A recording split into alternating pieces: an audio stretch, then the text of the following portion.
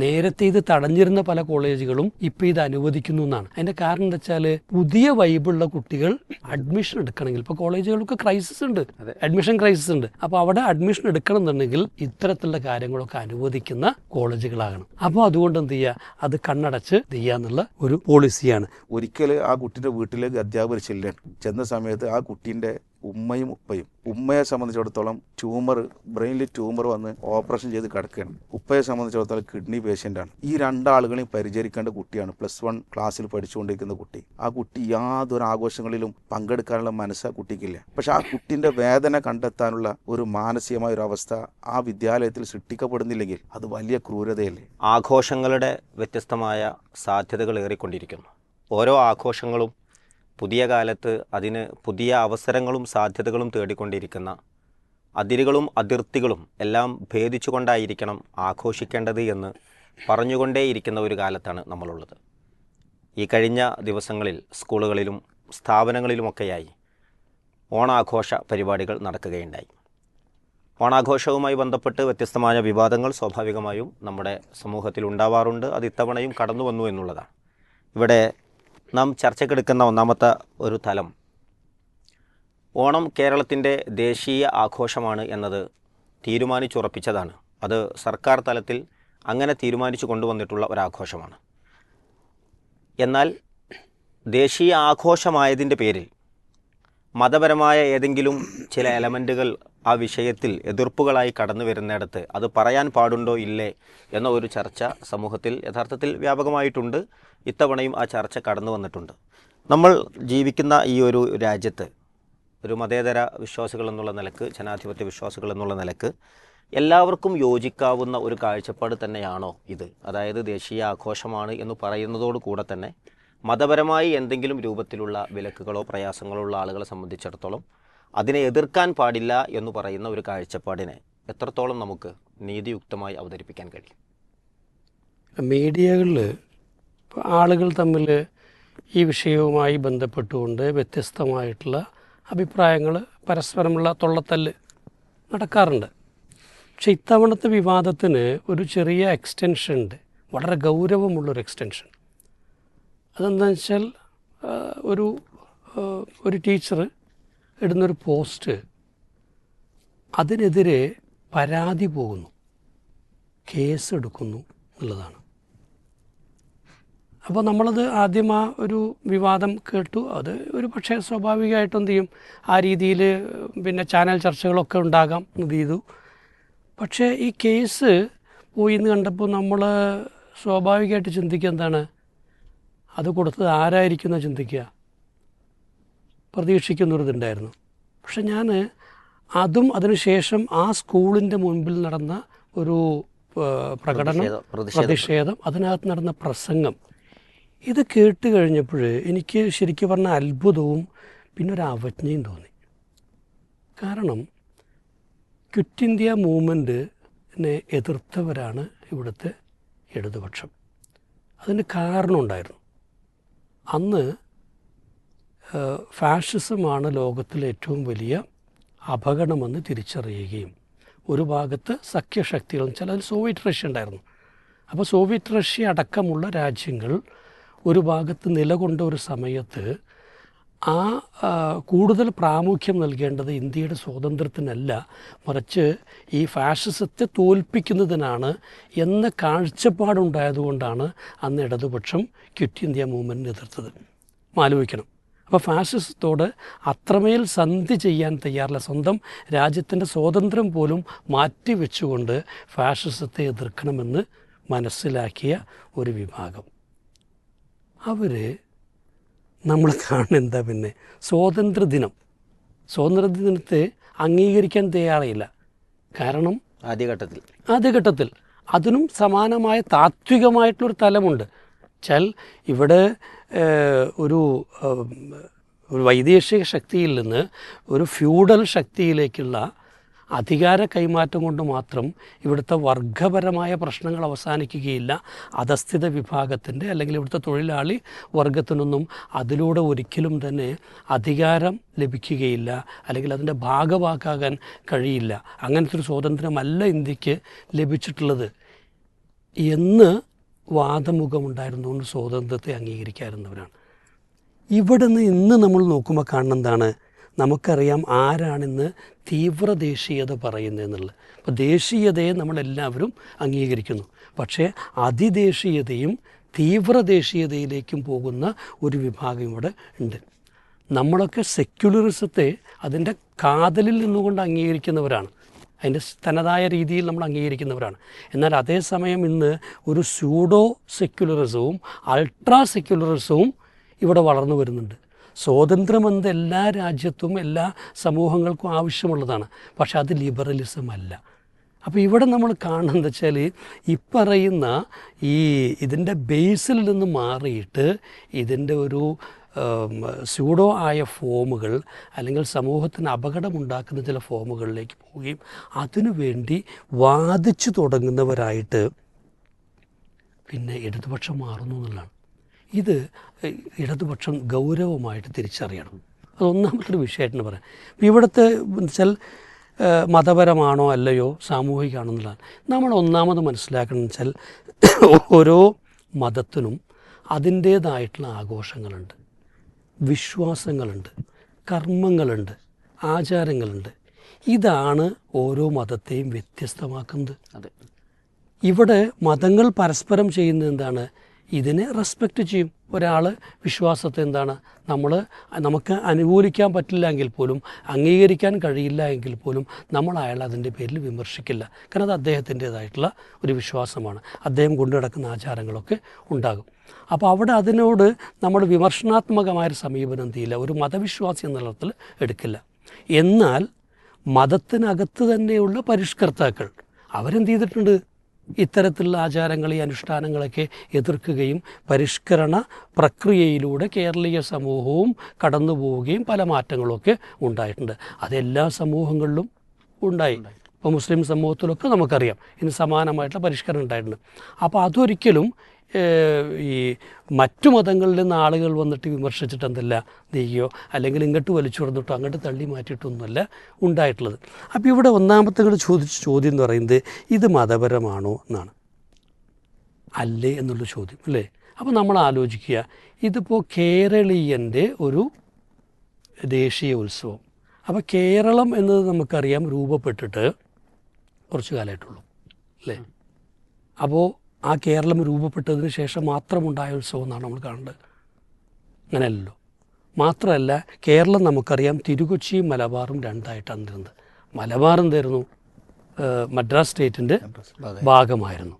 അപ്പോൾ ഇതിൽ നിന്ന് രൂപപ്പെട്ടു വന്നൊരു സ്റ്റേറ്റാണ് കേരളം എന്ന് പറയുന്നത്. അപ്പോൾ അതിനു മുൻപ് എവിടെയെല്ലാമാണ് ഓണം, ഏതെല്ലാം രൂപത്തിലാണ് ആഘോഷിച്ചതെന്നുള്ള ചോദ്യം ഉണ്ടാകും. പിന്നെ നമുക്കറിയാം ഒരാഘോഷം, ഒരു ദേശീയമായൊരു ആഘോഷം എന്ന് പറയുമ്പോൾ അതിൻ്റെ ഒരു ഉത്ഭവം ഉണ്ടാവും.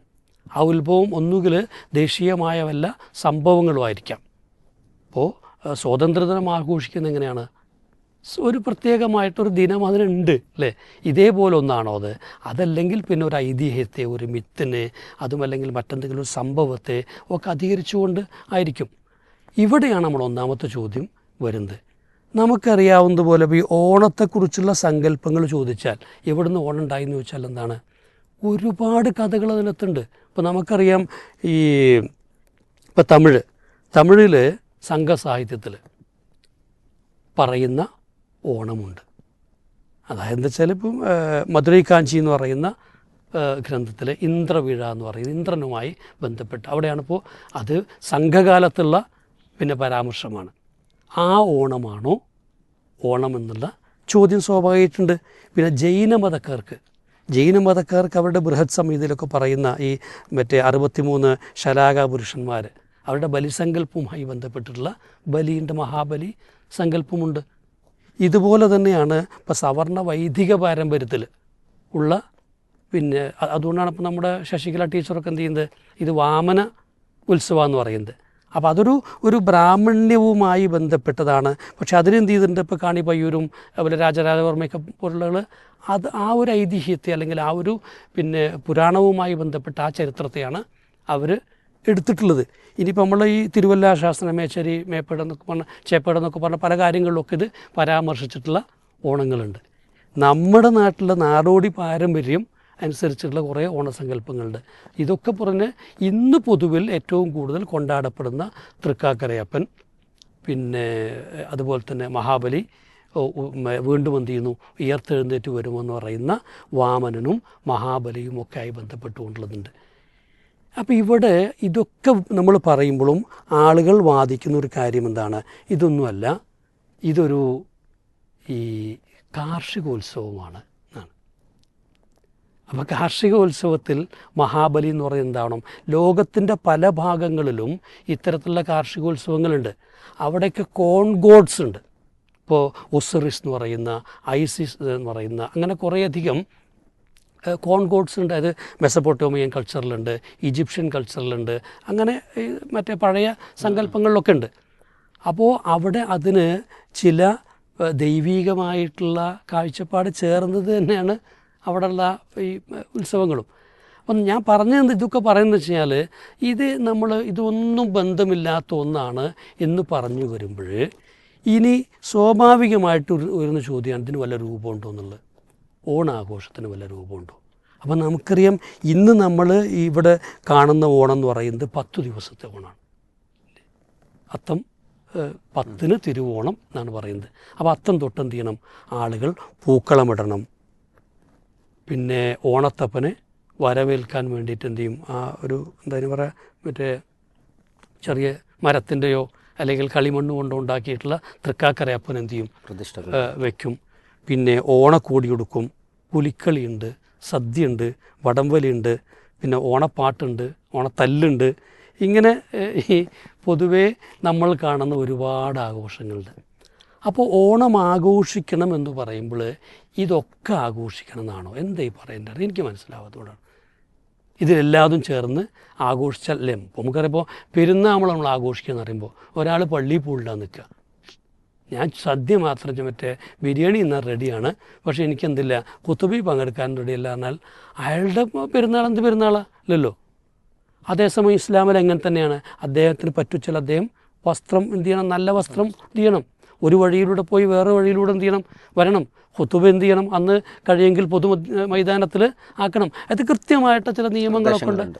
ഇതൊക്കെ പാലിക്കുമ്പോഴാണ് പെരുന്നാൾ ആഘോഷം നമ്മൾ എന്ത് ചെയ്യുന്നത്, അതിന് വിളിക്കുന്നത്. അപ്പോൾ അങ്ങനെ ഒരു പ്രത്യേകമായ ഒന്നും പാലിക്കേണ്ടതില്ല എന്നാണോ, അല്ലെങ്കിൽ ഉണ്ട് എന്നാണോ, ഉണ്ടെങ്കിൽ എന്താണ് പാലിക്കേണ്ടത്? ഇനി അതല്ല, ഇപ്പോൾ ഞാൻ നിങ്ങളൊക്കെ മാപ്പിള നിറത്ത് എന്ത് ചെയ്യുന്നു, നമ്മൾ ബീഫും നെയ്ച്ചോറൊക്കെ വെച്ചിട്ട് നമ്മളുടേതായിട്ടുള്ള രീതിയിലുള്ള തൊപ്പിയും ഇതൊക്കെ ഇട്ടാൽ മതിയോ?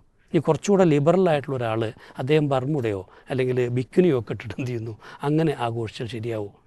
അപ്പോൾ നമ്മളെന്താ വെച്ചാൽ ചില കാര്യങ്ങൾ പറയുമ്പോൾ ആ ഒരു വ്യക്തതയോടെ വേണം ഇത് പറയാൻ. ഇവിടെ ആളുകളെ സംബന്ധിച്ചോളം ഇഷ്ടം പോലെ ആഘോഷിക്കാവുന്ന ഒന്നാണെങ്കിൽ മാത്രമേ ഈ പറഞ്ഞ രൂപത്തിൽ നമുക്കിതിനെ കാണാൻ പറ്റുള്ളൂ. അതല്ലെങ്കിൽ അതിനകത്ത് എന്തുണ്ട്, ചില രീതിയിലുള്ള എലമെൻറ്റ്സ് കടന്നു വരുന്നുണ്ട് എന്നുള്ളത് തന്നെയാണ് മനസ്സിലാക്കേണ്ടത്.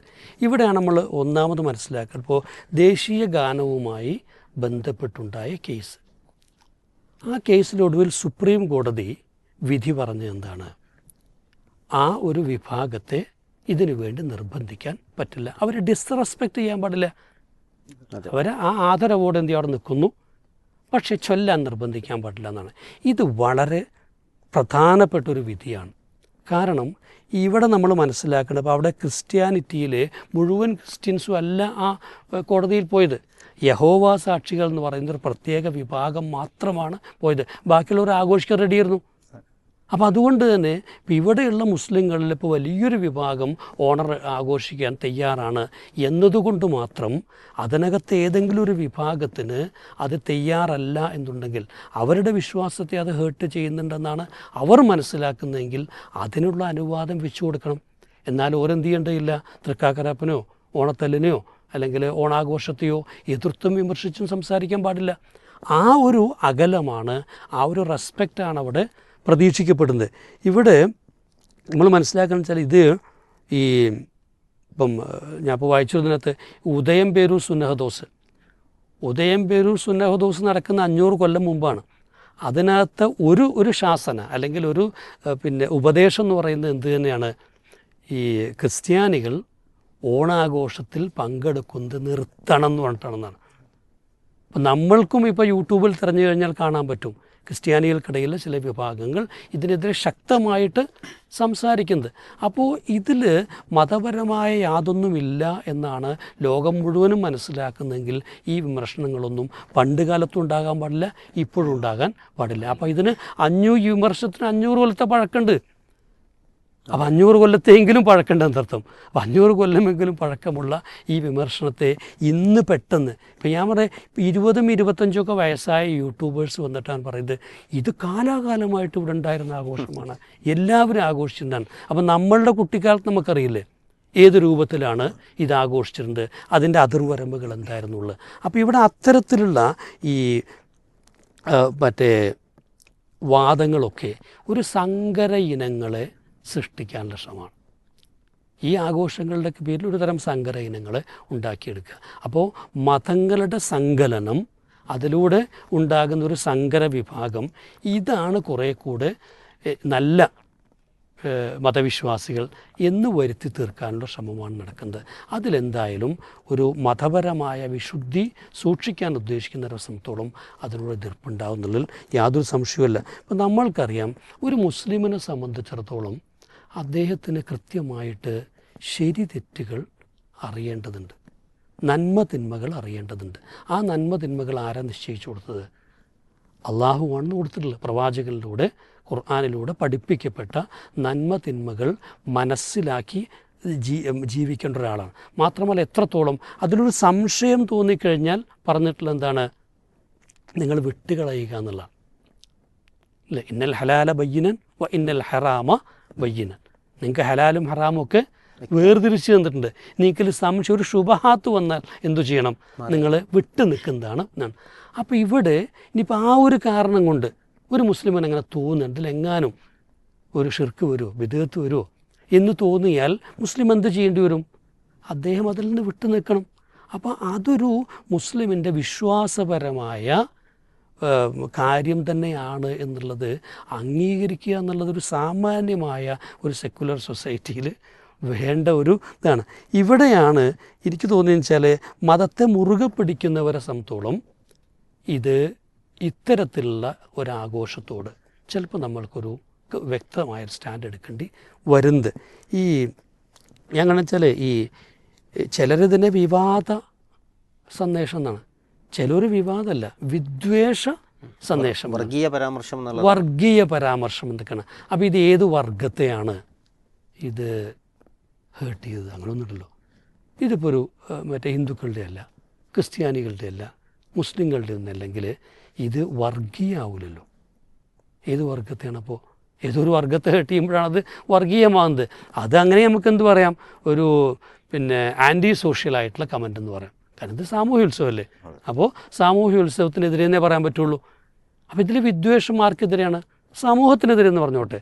പക്ഷേ ഇത് മതപരമാണെന്ന് പറയാനപ്പോൾ ഒരിക്കലും അനുവദിക്കാൻ പറ്റില്ല. അപ്പോൾ ആ പറയുന്നവനാണ് വർഗീയവാദിയായിട്ട് മാറുന്നത്.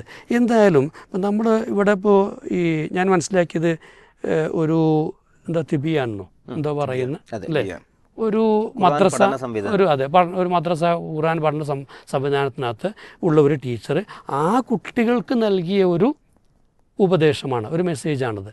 അപ്പോൾ അവിടെ അത് അവരുടെ ഒരു കാഴ്ചപ്പാടും വിശ്വാസവും അനുസരിച്ചുകൊണ്ട് അവർ പറഞ്ഞു. അവരെന്തേ പറഞ്ഞിട്ടുള്ളൂ? വിട്ടു നിൽക്കണം എന്നാണ് പറഞ്ഞിട്ടുള്ളത്. അതല്ലാതെ നിങ്ങൾ പോയിട്ട് കലക്കണം എന്ന് പറഞ്ഞു ഒന്നുമില്ലല്ലോ. അത് മാറി നിന്നോളൂ, വീട്ടിലിരുന്നോളൂ എന്ന് മാത്രമാണ് പറഞ്ഞിട്ടുള്ളത്. ഇവിടെ എന്താ വെച്ചാൽ ഇപ്പോൾ നമ്മൾ അറിയാം, നമുക്ക് ഈ മറ്റേ ഹിന്ദുക്കളുടെയൊക്കെ നോയമ്പ് കാലം ഉണ്ടാവും അല്ലേ. നമ്മളിപ്പോൾ മലക്ക് പോകുന്ന സമയത്ത്, ആ സമയത്ത് അവർ നമ്മുടെ പെരുന്നാൾ വന്നു നിൽക്കുക. നമ്മളെ പെരുന്നാൾ വന്നു കഴിഞ്ഞാൽ നമ്മളവർ പെരുന്നാൾക്ക് വിളിക്കണം. അങ്ങനെ കഴിക്കാതെ പോകാൻ പറ്റില്ല. ഇത് നമ്മളെന്താണ് ഒരു ആഘോഷം എന്നുള്ള അർത്ഥത്തിൽ സംഘടിപ്പിച്ചതാണ് എന്ന് നമുക്ക് പറയാൻ പറ്റുമോ? അവിടെ എന്തുള്ളൂ, അവർ നേരത്തെ ഇനിയിപ്പോൾ ബീഫ് കഴിക്കുന്നവരാണെന്ന് വയ്ക്കുക, സ്ഥിരമായിട്ട് നമ്മൾ മറ്റേ പെരുന്നാളിന് വരുന്ന കഴിക്കുന്നവരാക്കുക. പക്ഷെ ആ സമയത്ത് എന്തുണ്ട്, അത് അവരൊരു പ്രത്യേക സമയമാണ്. അതുകൊണ്ട് തന്നെ ഇപ്പം എനിക്ക് പറ്റൂല എന്ന് പറഞ്ഞാൽ അതുപോലും നമ്മൾ അനുഭവിച്ചു കൊടുക്കേണ്ടി വരും. അതൊക്കെ നമ്മളോട് പറയുന്നത് എന്താണ്, ഈ ഒരു സമൂഹത്തിൽ സാധാരണ രീതിയിൽ നിലനിന്നിരുന്ന ചില മാന്യതകളുടെ മാനദണ്ഡങ്ങൾ ഉണ്ടായിരുന്നു. അതിനെ തട്ടി തകർക്കാനുള്ള ശ്രമമുണ്ടെന്നാണ്. നമ്മൾ ഒന്നുകൂടെ ആലോചിക്കുക. ഇപ്പോൾ തമിഴ്നാട്ടിൽ അവിടെ ഇതുപോലെ ദേശീയോത്സവമല്ലേ, പൊങ്കലില്ലേ, ആടി ഉത്സവമില്ലേ, നമ്മൾ കർണാടകയിലേക്ക് പോയി കഴിഞ്ഞാൽ ദസറ ഉണ്ട്. ദസറ ഇവിടുത്തെ ഔദ്യോഗികമായിട്ടുള്ള ഉത്സവമാണ്. മഹാരാഷ്ട്രയിൽ പോയിട്ടുണ്ടെങ്കിൽ ഗണേശ ചതുർത്ഥി അല്ലെങ്കിൽ ഗണേശോത്സവം ഉണ്ട്. പല ഉത്തരേന്ത്യൻ സ്റ്റേറ്റുകളിലും അതുപോലെ ഹോളി ആഘോഷിക്കുന്നുണ്ട്, ദീപാവലി ഉണ്ട്.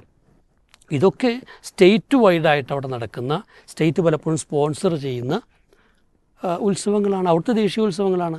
അപ്പോൾ ആ ദേശീയ ഉത്സവങ്ങളൊക്കെ അവിടെയുള്ള എല്ലാ മതവിഭാഗങ്ങളും ആഘോഷിക്കണം എന്നുള്ളൊരു തിട്ടൂരുണ്ടാവും, അല്ലെന്നുണ്ടെങ്കിൽ കേസ് കൊടുക്കും.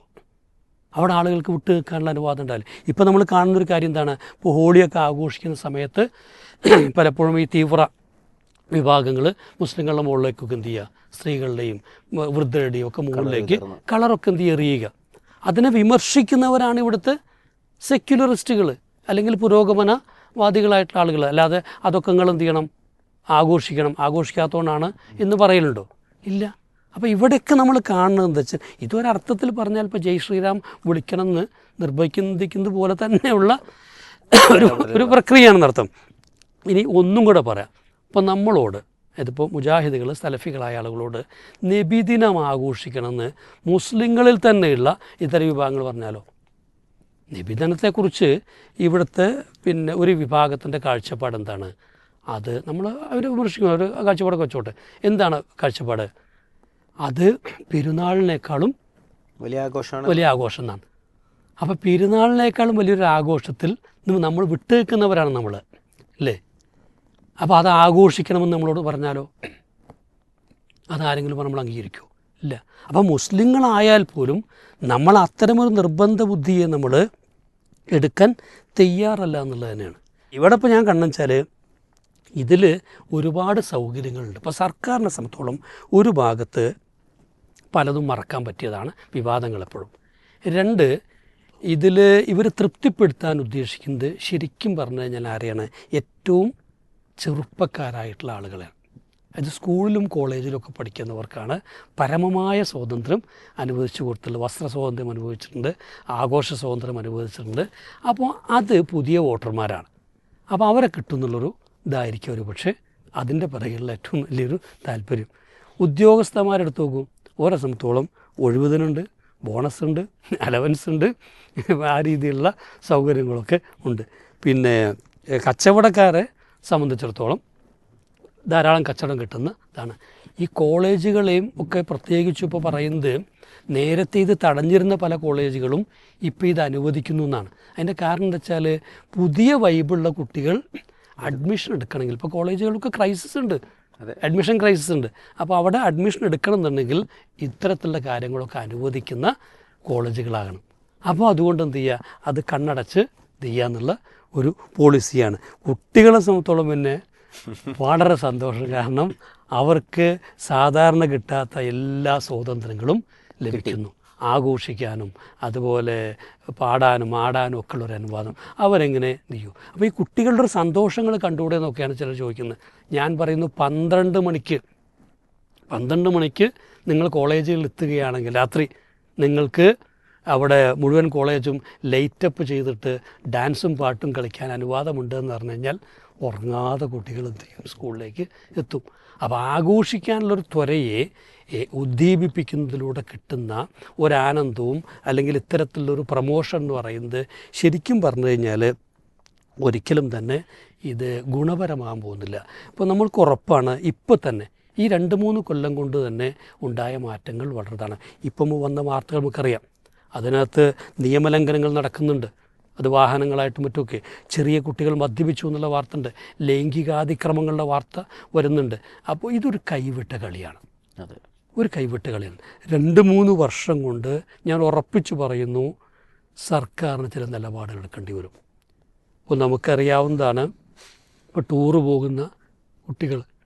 പോകുന്ന കുട്ടികൾ അതിര് വിട്ടപ്പോഴൊടുവിൽ ട്രാൻസ്പോർട്ട് ഡിപ്പാർട്ട്മെൻറ്റിന് വെച്ചാൽ ആദ്യമൊക്കെ എന്ത് ചെയ്യേണ്ടി വന്നു.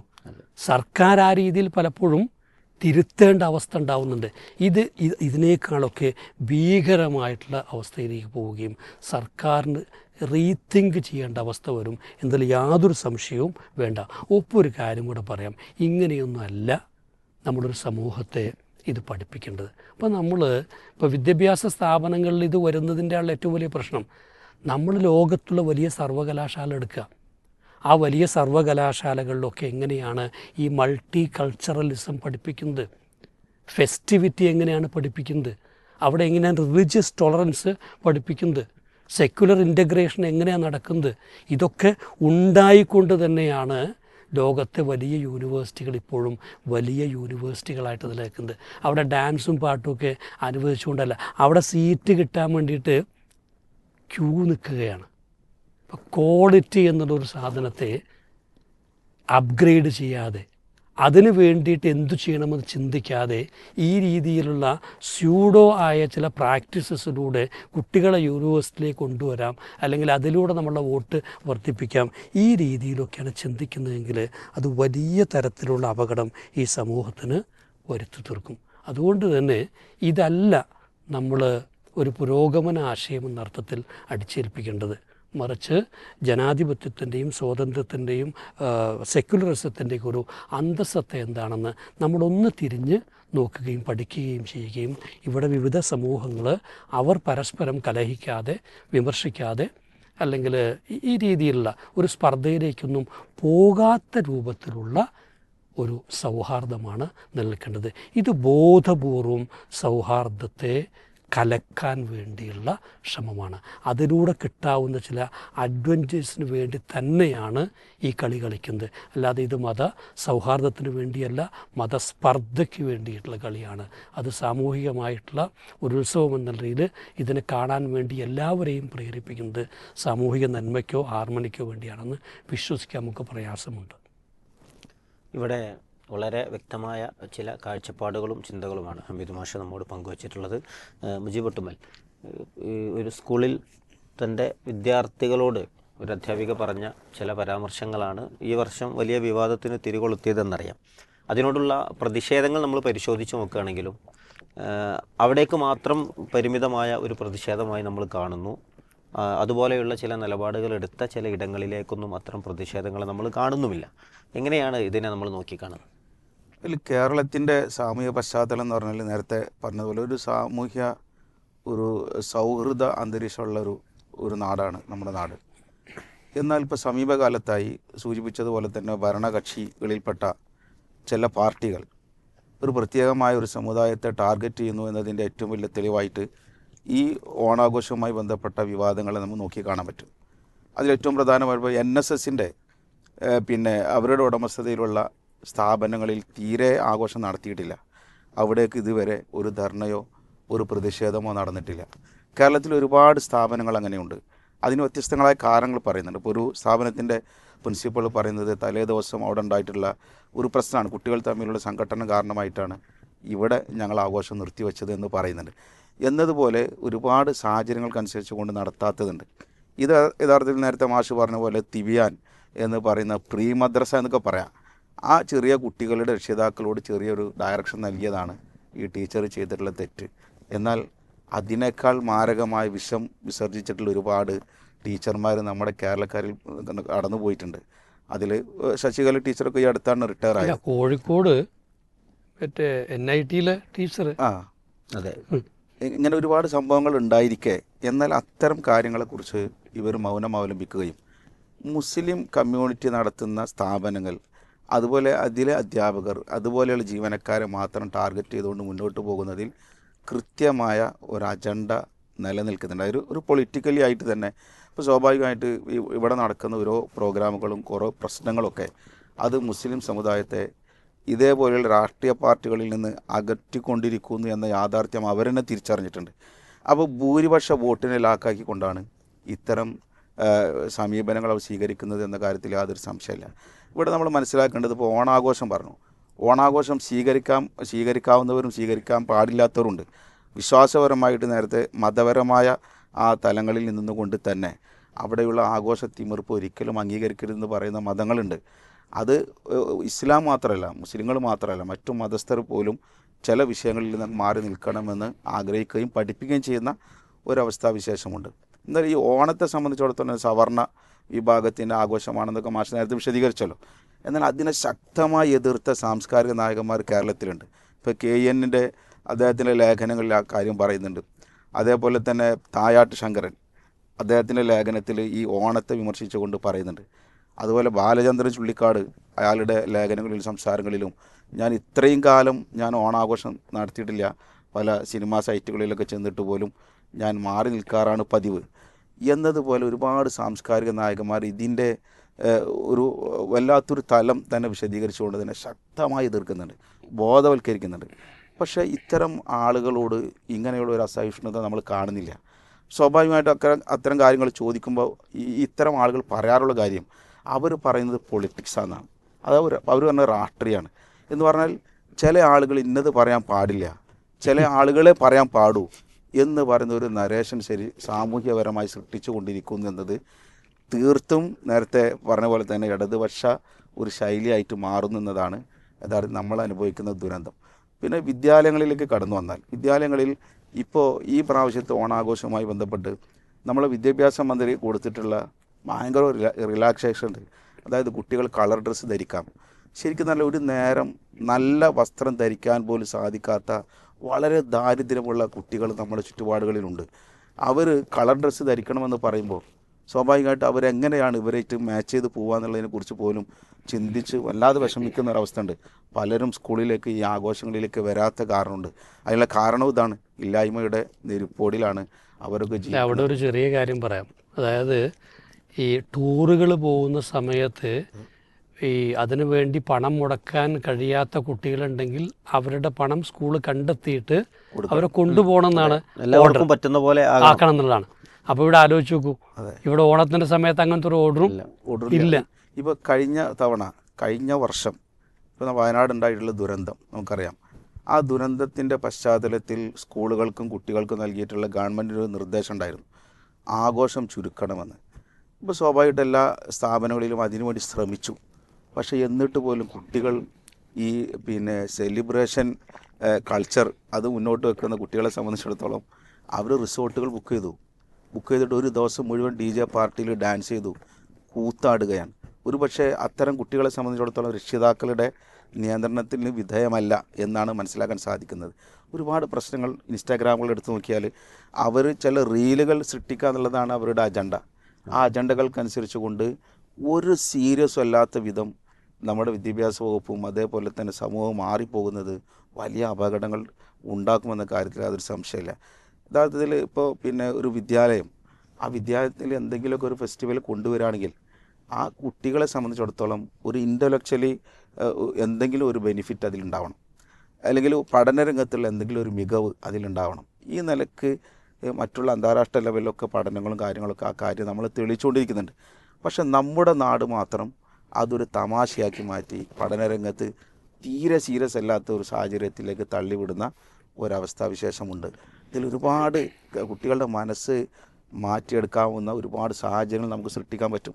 നേരത്തെ ഞാൻ സൂചിപ്പിച്ചതുപോലെ തന്നെ വളരെ സാധുക്കളായ പാവങ്ങളായ ഒരുപാട് ആളുകൾ ഇപ്പോൾ NSS പോലെയുള്ള ക്ലബ്ബുകൾ നടത്തിക്കൊണ്ടിരിക്കുന്ന ഒരു പ്രവർത്തനങ്ങളുണ്ട്. തൊട്ടടുത്ത് അവരുടെ കൂടെ ഇരുന്ന് പഠിക്കുന്ന വിദ്യാർത്ഥിയെ സംബന്ധിച്ചിടത്തോളം ഒരുപാട് പ്രയാസങ്ങൾ അനുഭവിക്കുന്നവർ. ഇപ്പോൾ എനിക്കറിയാം, എൻ്റെ അനുഭവത്തിൽ ഒരു പെൺകുട്ടി ഒരു സ്കൂളിലേക്ക് വരും, മറ്റുള്ളൊരു കാര്യങ്ങളിൽ അവർ ഇടപെടാതെ പോയി. ഒരിക്കൽ ആ കുട്ടീൻ്റെ വീട്ടിലേക്ക് അധ്യാപകർ ചെന്ന സമയത്ത് ആ കുട്ടീൻ്റെ ഉമ്മയും ഉപ്പയും, ഉമ്മയെ സംബന്ധിച്ചിടത്തോളം ബ്രെയിനിൽ ട്യൂമർ വന്ന് ഓപ്പറേഷൻ ചെയ്ത് കിടക്കുകയാണ്. ഉപ്പയെ സംബന്ധിച്ചിടത്തോളം കിഡ്നി പേഷ്യൻ്റാണ്. ഈ രണ്ടാളുകളെയും പരിചരിക്കേണ്ട കുട്ടിയാണ്. +1 ക്ലാസ്സിൽ പഠിച്ചുകൊണ്ടിരിക്കുന്ന കുട്ടി. ആ കുട്ടി യാതൊരു ആഘോഷങ്ങളിലും പങ്കെടുക്കാനുള്ള മനസ്സ് ആ കുട്ടിക്കില്ല. പക്ഷേ ആ കുട്ടീൻ്റെ വേദന കണ്ടെത്താനുള്ള ഒരു മാനസികമായൊരവസ്ഥ ആ വിദ്യാലയത്തിൽ സൃഷ്ടിക്കപ്പെടുന്നില്ലെങ്കിൽ അത് വലിയ ക്രൂരതയല്ലേ? അത്തരം കാര്യങ്ങളല്ലേ നമ്മൾ ചിന്തിക്കേണ്ടത്? ആ നിലക്ക് കുട്ടികളെ വളർത്തിക്കൊണ്ടുവരുന്നതിന് പകരം ഇങ്ങനെയുള്ള ഒരു ആഘോഷ ഭ്രമം അത് വളർത്തിയെടുക്കുക എന്നുള്ളത് വലിയ ഒരു അപകടത്തിലേക്ക് മാറ്റുന്ന കാര്യത്തിൽ അതൊരു സംശയമില്ല.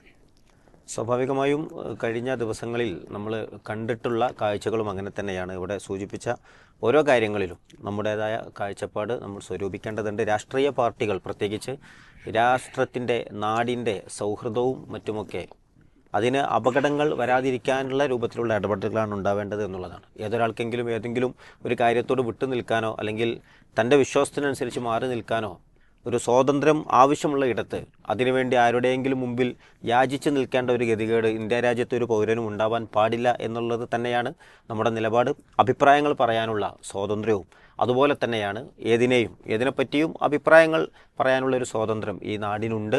അതിനെല്ലാം ഇടുന്ന രൂപത്തിലുള്ള ചില പരാമർശങ്ങളും പ്രയോഗങ്ങളുമൊക്കെ ഇടക്കാലത്ത് കൂടുതലായി വരുന്നു എന്നുള്ളതിൽ നമ്മൾ അതിൻ്റേതായൊരു ഖേദം ഈ ഘട്ടത്തിൽ നമ്മളിവിടെ അറിയിക്കുകയാണ്.